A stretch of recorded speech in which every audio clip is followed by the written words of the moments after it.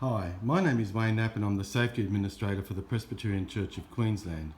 This safety presentation is based on the requirements of the Queensland Building Fire Safety Regulation for the Sarina Presbyterian Church. The church is located at Beach Road, Sarina, and the complex consists of a timber building.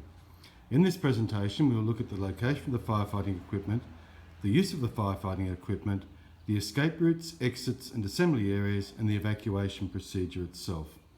As part of this procedure, we'll also look at the specific duties of event leaders and assistants. A full version of the fire and evacuation plan is available from myself on Elvanto and from church leaders. Location of the firefighting equipment. There are 3 chemical-based fire extinguishers located at this property. The first one is located in the office, which is through that door, and the fire extinguisher is located on the right hand side. Second extinguisher is located in the Sunday school room, which is at the back of the church hall. And it's located on the door to the right leading to the veranda. And the final extinguisher is located in the kitchen, which is located on the wall to the left as you go out through the exit to the veranda. There is also a fire blanket which is located on the wall in the kitchen near the microwave. To operate the dry powdered fire extinguisher, remember to pull the pin, aim the nozzle, squeeze the trigger and sweep from side to side. Pull the pin, which is located here, and hold the extinguisher upright and twist the pin to break the seal. Once this has been done, pull the pin to release the trigger, and this will allow you to discharge the extinguisher. Aim the nozzle, which is located here.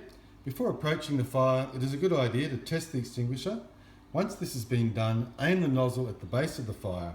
By doing this, you'll hit the fuel source.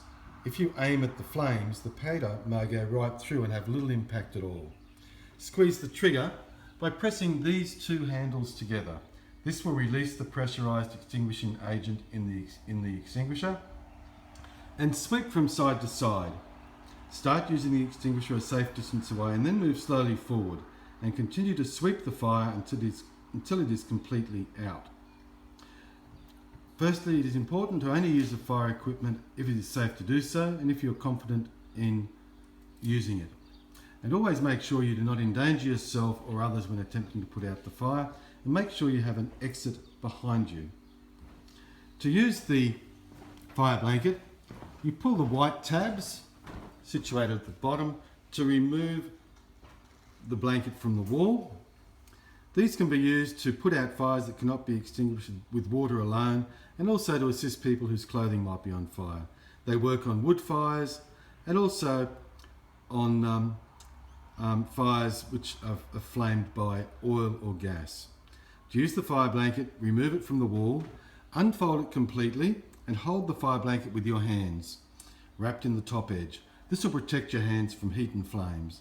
Cover the flames completely with the fire blanket by throwing or placing the blanket on top of the fire and leaving it there until the fire goes out. As most fire blankets are designed to be reused, it can be then refolded and returned to the wall. It will take about 30 minutes to an hour to extinguish the fire. Again, always position yourself with an exit or a means of escape at your back before you attempt to put out any fire. Escape routes and exit areas. There are exit areas from each of the rooms in this building. They are located to the left of the building as you face Beach Road. They are double French doors which open out. First one is in the kitchen. The way out is through the door and then down through those stairs.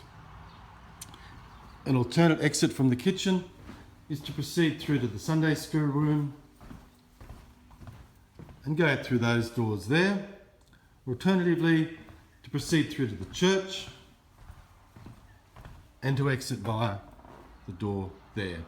These doors all go out onto the veranda, and there are 2 sets of stairs to choose from, one immediately outside the entrance to the church and another at the far end of the hall. The emergency assembly area is located at the entrance to the church property, just beside that piece of machinery where the driveway is. That would be the initial meeting point, and then when it is safe to do so, with care, cross the road over to the service station where you can see the car parked in that driveway. The evacuation procedure itself. If you are the first person to locate a fire, alert the group leader, and if it is safe to do so, attempt to extinguishing the fire. Remember to make sure you have a clear exit before you do so. Meanwhile, other members of the group should prepare to evacuate. On hearing an evacuation, immediately cease all activity, and if it is safe to do so, switch off any appliances. Assist any person experiencing difficulty with the evacuation and take a quick look to your left and right to see who is sitting or standing nearby. Walk quickly and calmly to the assembly area via the nearest exit, and at the assembly area, form into groups to assist the leader to ensure that everyone has been safely evacuated. Report to the leader if you cannot locate the person that was to your left or right before you left the building. Under no circumstances re-enter the building. Remain at the assembly area until otherwise instructed, and if for any reason you need to leave, please let the leader know you're doing so. If you are the evacuation coordinator or person leading an activity or worship program at the building, there are additional duties to be performed as part of the process. You need to investigate the fire situation, and if there is any doubt, call the fire services. Ensure the safe evacuation of all occupants from the building and account for all occupants at the assembly area. Ensure people do not attempt to re-enter the building, and meet the fire services and advise them of any information relevant to the emergency. As there are a number of tasks needing to be completed, it may be necessary to share these duties between attendees to ensure a safe evacuation. This includes checking the hall, checking the toilets, checking the kitchen, and checking the office, along with the Sunday school room. If any room is unable to be entered, the emergency services are to be advised on their arrival. It is recommended that the evacuation coordinator or person leading an activity allocate these tasks at the beginning of the event or shortly after, should an evacuation be necessary. In the case of the Sarina Church, these tasks have been allocated to select people in the congregation, namely members of the Committee of Management, elders and people on duty for that morning.